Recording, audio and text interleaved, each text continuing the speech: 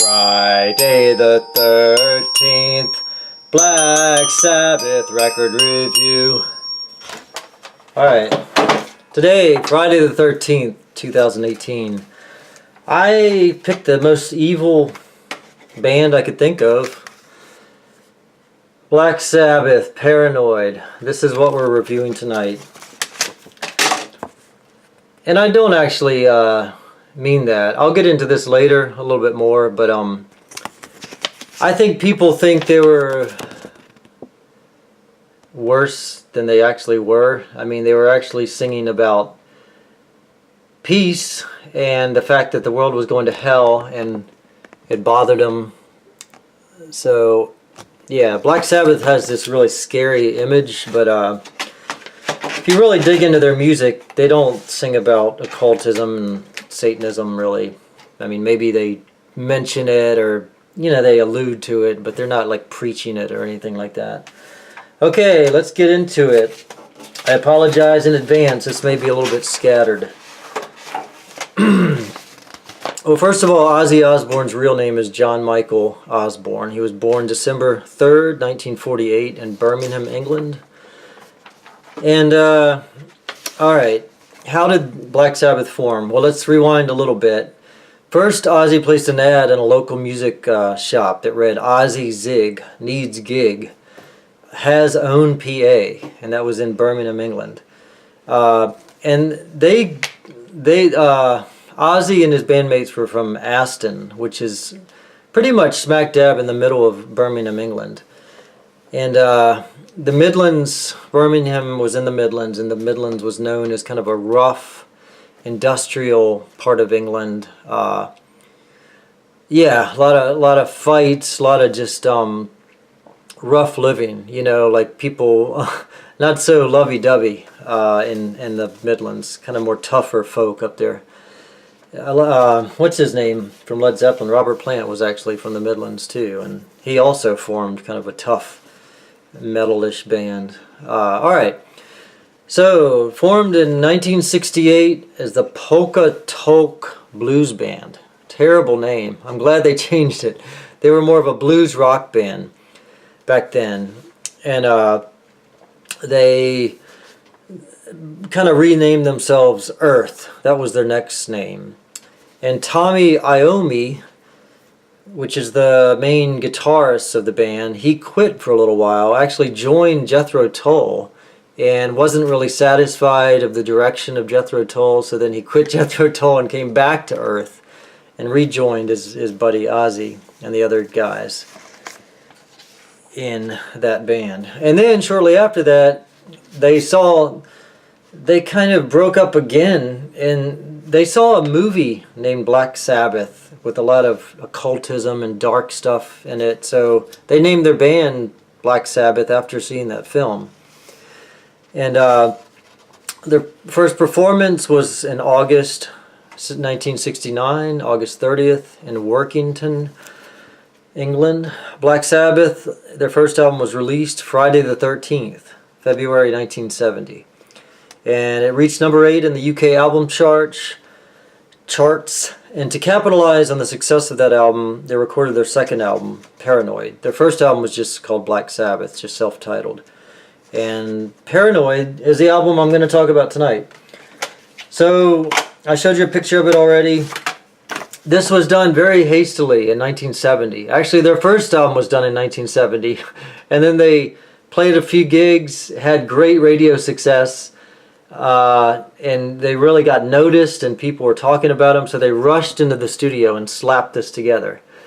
I say slap this together, but it's actually probably about my favorite Black Sabbath album. Sometimes when you do things really fast, you don't have time to muck things up. You don't have time to become too elaborate and complicated, and you just do it raw, how it comes to you. Sometimes that's the best music, and I think that happened in this case.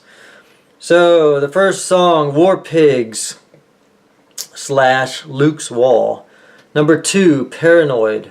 Number 3, Planet Caravan. Number 4, Iron Man. 5, Electric Funeral. 6, Hand of Doom. 7, Rat Salad. 8, Jack the Stripper / Fairies Wear Boots. And let me read some more of my notes. This video is actually going to be a little more general about Black Sabbath, but I'll kind of focus more on Paranoid, just because I think it's probably my favorite Black Sabbath album, and I think if you don't know Black Sabbath, it's a good place to start. So like I say, Black Sabbath was formed in 1968 and it was a different name then, but basically the same group, by Tommy Iommi, Ozzy Osbourne, Geezer Butler, and Bill Ward. And that original lineup lasted until 1979, and Ozzy Osbourne was actually fired from the band and replaced by Ronnie James Dio. And Ronnie James Dio was the lead singer of his group called Dio before that. So they got Ronnie James Dio to sing for Black Sabbath for a while. And then Ozzy came back later.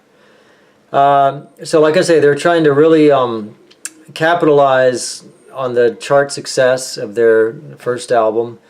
And just 4 months after that first album was released, Paranoid was recorded. It was recorded in Regent Sound Studios, and also Island Studios, both in London, England.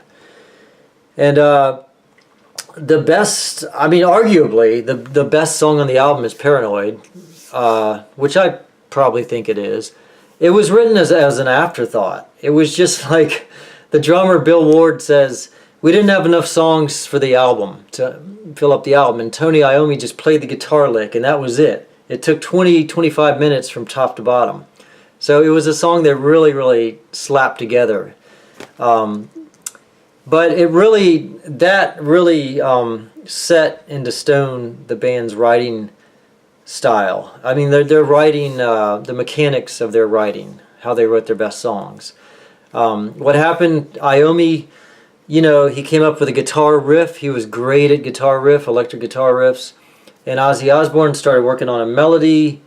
Geezer Butler wrote most of the lyrics, and then Bill Ward was working on the drums. So they all kind of went in their separate corners and developed those aspects of the songs. So yeah, the single Paranoid was released September 1970, reached number 4 in the UK charts. So very successful. And after that, they wanted to release another one to follow up Paranoid. So they released Iron Man. But it failed to reach the top 40. It didn't do as well as Paranoid. So the album's first track, War Pigs. Very interesting story. It was originally intended to be called Walpurgis. They changed it to War Pigs. And then the record company didn't like that because it was kind of an anti-war album. I mean, let me rewind a little bit and talk about what was going on at that time. The first part of the 60s was full of flower power, love, kind of overly idealistic things. And, the Vietnam War just kept getting worse and worse, more deaths. And there was this sense of people like Ozzy and his bandmates that grew up in this rough part of England. Like, what are these people like the Beatles singing about? Love. And I mean, when I look around, people are getting stabbed and in fights, and we work horrible, low-paying jobs, and we just get sent off to these foreign wars to die for these rich bankers. So, I mean, what is this love crap you're singing about? So it really reached a darker point in the late 60s, early 70s. Like political leaders in the U.S. were shot and killed. A lot of riots in American cities, and even in Europe, I think there were riots going on in the late 60s too. So the record company didn't really want the name War Pigs because they thought people that really supported the Vietnam War, that would kind of piss them off. So they shied away from that political comment, even though the song is kind of about the people that put on wars like Vietnam. But they didn't want that as the banner, War Pigs, because they thought the pro-Vietnam crowd would be offended. So they didn't name it War Pigs. And, they didn't want backlash. So, and Walpurgis was a name for a black magic wedding or something like that. They didn't even know. They just wanted to put a cool word out there, I think. So, yeah, let me keep going here. So Geezer Butler was the main lyricist. I always thought it was Ozzy. You know, I just figured he wrote the words, but actually Geezer Butler probably wrote most of the words. Always, mostly writing about just dark things going on in society. Vietnam War was raging. Charles Manson slayed people. The Rolling Stones concert in Altamont, you know, Hell's Angels killed some people there. So as the 70s were coming on, there's a really dark mood around the world, and Black Sabbath really tapped into that. That's important to know. So actually, okay, here's what Iommi says. It was peace and love, but then it all went pear-shaped. And yeah, Butler actually had a vision. Geezer Butler had a vision of the devil when he was in his teens. His late teens, and he says it was a black shape with horns and everything. I freaked out. That's when we started warning against Satanism. So actually, when Sabbath, you know, makes albums like this, I think this was their fourth album, or maybe fifth. This is their fifth album. You know, it is very disturbing, satanic messages, but I think Sabbath was mainly trying to let the world know, look, there are a lot of dark satanic forces out there. We're not preaching follow this way. We're just letting you know the world ain't peaches and cream. So yeah, he and Iommi is actually kind of a man of God. When he wears a crucifix around his neck. When I'm on a plane, the first thing I do is say my prayers. Ozzy is uncertain if God is dead or not because he had a song called God is Dead, ? And Ozzy writes, I've done a good job of trying to kill myself for 64 years, but something's kept me alive. I don't know if it's God, it's fate, or whatever. I'm open-minded, but I don't believe in organized religion at all. And also, Ozzy says, we were never really into the occult. It was a hobby until we started getting invites to black magic rites and cemeteries. Then I got accused of doing this and biting that, and there would be people picketing the arena with banners. But if you listen to the lyrics, there's nothing that's pro-black magic or pro-satanic worship. So that's kind of my take. In all the years I've listened to Sabbath, I just love the music, and, you know, I love the dark themes. I don't necessarily think that they're preaching Satanism or anything like that. So yeah, they grew up in the seedy West Midlands, rough part of England. It was rough in the early days, says Iommi, and he actually lost the tip of two of his fingers. He was working in a sheet metal factory and accidentally sliced them off. So he played guitar with these like metal thimbles on two of his fingers. And actually, thick strings really bothered him. It wasn't easy to bend the strings, so later he had custom strings made that were lighter, that were a little bit easier to play for somebody with thimbles on their fingers. So let's see. There would always be punch-ups with somebody. This is Tommy Iommi. Even the women. If we went to any club, we'd be outnumbered. At the end of the night, now this is Butler talking. At the end of the night, we'd get walloped. Tony and Ozzy were the handiest, but if anything happened, we'd all dive in and help. There were stabbings, adds Iommi. And Iommi says, I saw a guy get stabbed to death outside my mom's house. And then Butler says he died in her arms. Saturday night would be absolute murder. That's why we couldn't wait to get out of Aston. So I think they were just tired. They're probably these sensitive musician types, tired of being out of violent Aston in Birmingham, England. So they put all their energy into this band, Black Sabbath. Yeah, so the first album, like I say, was self-titled, Black Sabbath. The second one was called Paranoid. Both of those were released in 1970. The third one was Masters of Reality. I don't have... This is their first one. I have it on cassette. Yeah, I'm pretty old, I know. So that's what their first album looks like. I guess I'll take the time to show you. And Paranoid is their other one that we're reviewing right now, their second one, and then this is Masters of Reality. And then this is the fourth one, Black Sabbath Volume 4. So that's what the album covers look like. the first 4 records. And like I say, this is the 5th one, which I actually own. I've owned a lot of these in the past. I just couldn't find them. They probably got destroyed in my car or something like that. So yeah. What else do we got? Here's Osbourne. Nobody could control anyone else.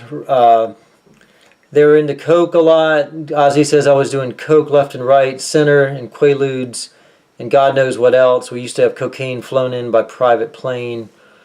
And Butler actually says one of the Volume 4, talking about the 4th album, it cost $60,000 to record, which was $15,000 less than their cocaine bill.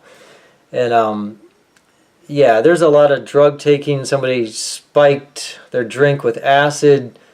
One of the band members tried to jump out of a window, kill himself.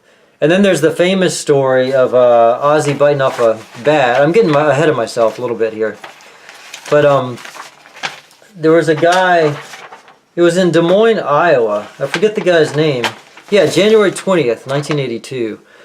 There's a concert in Des Moines, Iowa. And this guy had known about Ozzy biting off the head of a dove in a 1981 record company meeting. So he was in a company meeting with record executives and he bit off the head of a dove, I guess just to be an ass and protest. So Mark Neal, this guy from Des Moines, Iowa, they bought this bat and they had it as a pet at home, and the pet died. So he had this dead bat. So he put it in a little baggie and put it in his coat and took it to the Black Sabbath show, and he threw it on stage. And Ozzy claims he thought it was a toy. So he picks up the bat and bites it off, and lo and behold, it was a real bat, although it was dead. It had been dead for a while, actually. And so he got rushed to the hospital after that show that night and got a rabies shot, tested for rabies. So yeah, that story was true. He actually did bite the head off a bat. So they have all these myths around them. Let's see. Here's what Butler says. This is Ozzy's tendency to just screw up and go off on his own. He was hard to control, you know. Butler writes, but because Osbourne didn't have to play an instrument while we were writing, he would be in the bar getting legless or doing all kinds of things, and it would lead to blackouts. And Ozzy said, I didn't believe it when they said I had blackouts. I'd look at my watch and it would say 4 o'clock, then I'd look again, it'd say 9:30. And one night when he blacked out, he wound up in jail the next day because he tried to kill his wife, Sharon. So he didn't even know about it. He just got the police report and they said, oh, by the way, you just tried to kill your wife. Well, and then he blacked out. So that was mainly kind of after. That was probably more of the 73, 74 period. I think 1970, 71, they weren't as into all the drugs and wild Caligula parties. They were more just a band trying to make it. But as they reached success, they got, you know, a lot of bad stuff that's typical of a lot of rock bands back then. So let's see. Yeah, like a girl was found dead, and the girl was in a room with a turntable spinning around with a Black Sabbath record playing, and you know, lots of just stories, dark stories like that. I think people took it too seriously, or put them in this dark satanic place where really Black Sabbath wasn't coming from. They kind of misunderstood. People just depressed and probably used Black Sabbath's music to kill themselves or do bad things. So yeah, it wasn't,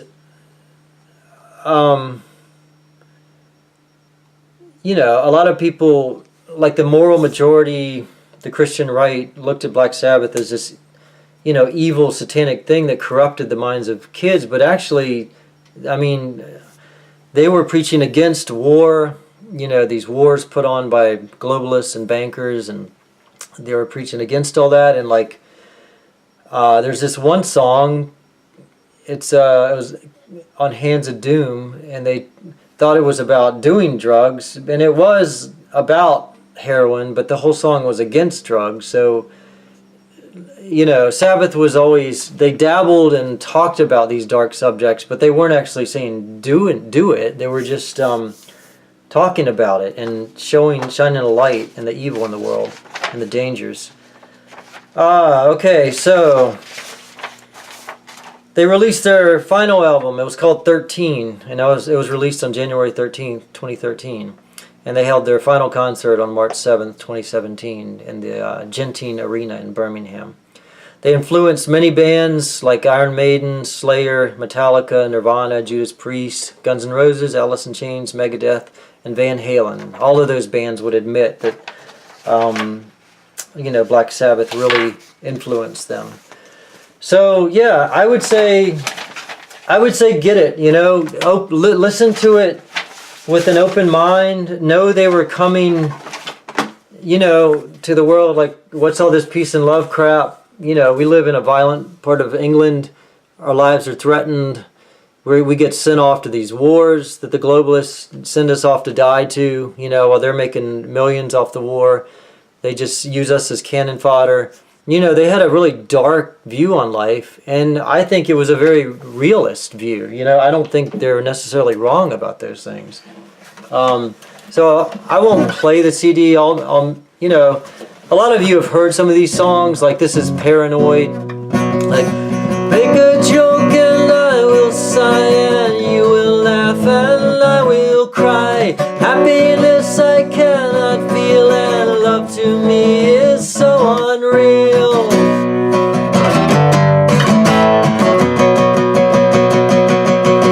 And so as you hear these words telling you now of my state, I tell you to enjoy life. I wish I could, but it's too late. So that's Paranoid, probably the best song off the album. And War Pigs is another really good song on this album. It's like generals gathered in their masses,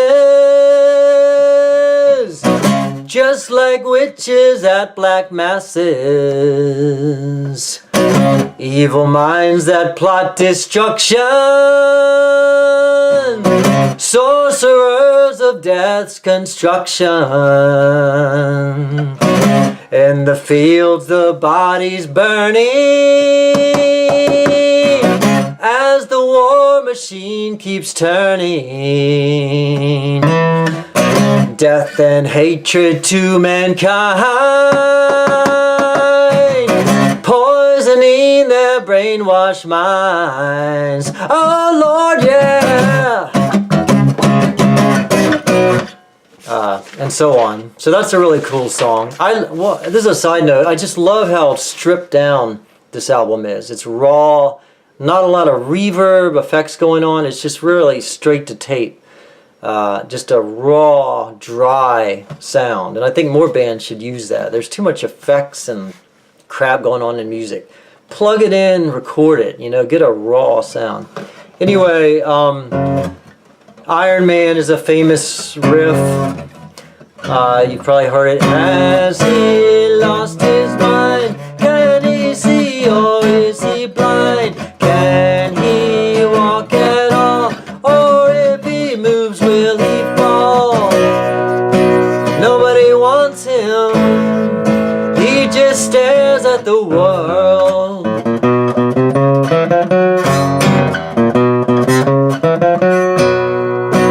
Planning his vengeance that he will soon unfold.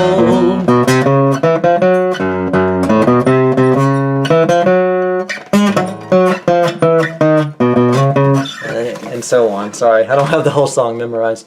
But anyway, Black Sabbath, Paranoid, 1970, their second album. Understand their dark themes. Understand the reality they're coming from. Don't put them in this box of like they're some satanic band. They're showing how the satanic things are in the world, which are still going on. These wars are still going on. Middle class poor people are still getting sent to these foreign wars, being cannon fodder for these rich globalists and rich bankers. So everything they're singing about in the 70s is still going on. So yeah, Black Sabbath, Paranoid. See you guys later.